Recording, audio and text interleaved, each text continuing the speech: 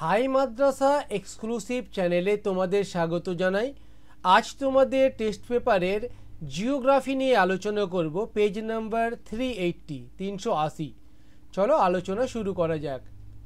1 এ নদীর ক্ষয়কার্যের ফলে সৃষ্ট একটি ভূমিরূপ হলো ক গিরিখাত।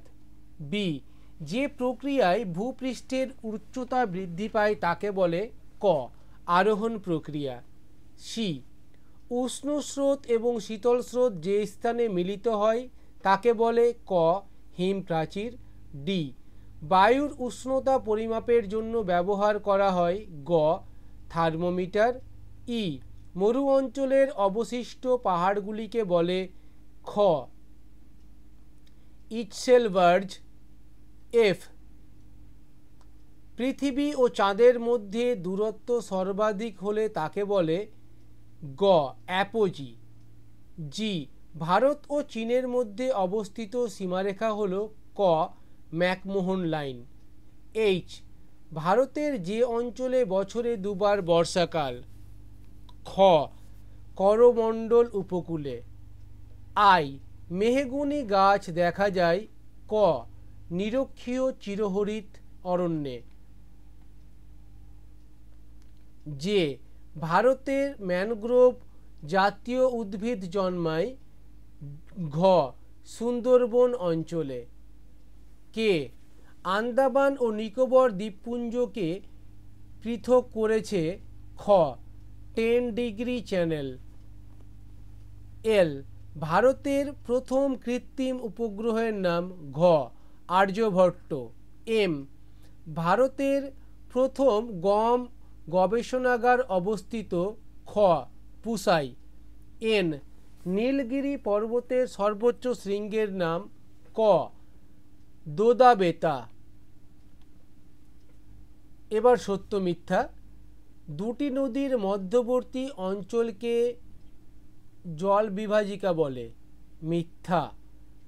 ভারতের একটি উষ্ণ স্থানীয় বায়ু হল লু। সত্য। জোয়ারের ফলে নদীর জল লবণাক্ত হয়। সত্য।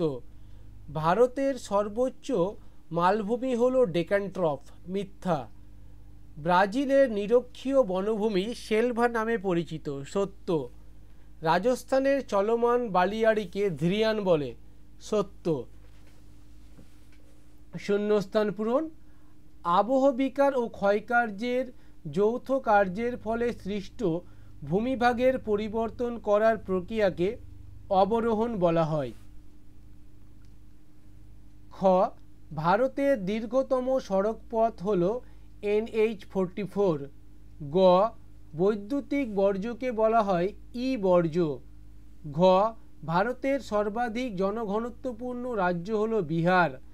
ও পলল শঙ্কু পর্বত পাদদেশ অঞ্চল দেখা যায়। এবার ক ও খ স্তম্ভের মিলন। কায়েওয়া এক একটা হবে ডি মৃত্তিকা। 2 রেটুন এটা হবে এফ আখ চাষ। 3 কঠিন বর্জ্য এটা হবে ই সিমিকেল ভাঙা কাপ। 4 ইসরো এটা হবে বি মহাকাশ গবেষণা সংস্থা। 5 শিব সমুদ্রম এটা হবে সি জলপ্রপাত। 6 নীলকণ্ঠ এটা হবে এ পিরামিড। যদি তোমাদের এই ভিডিওটা ভালো লেগে থাকে অবশ্যই একটা কমেন্ট করবে আর ভিডিওটাকে একটা লাইক করে দিবে। তোমাদের একটা লাইক এবং একটা কমেন্ট আমাদেরকে নতুন ভিডিও করতে উৎসাহিত করে। ধন্যবাদ।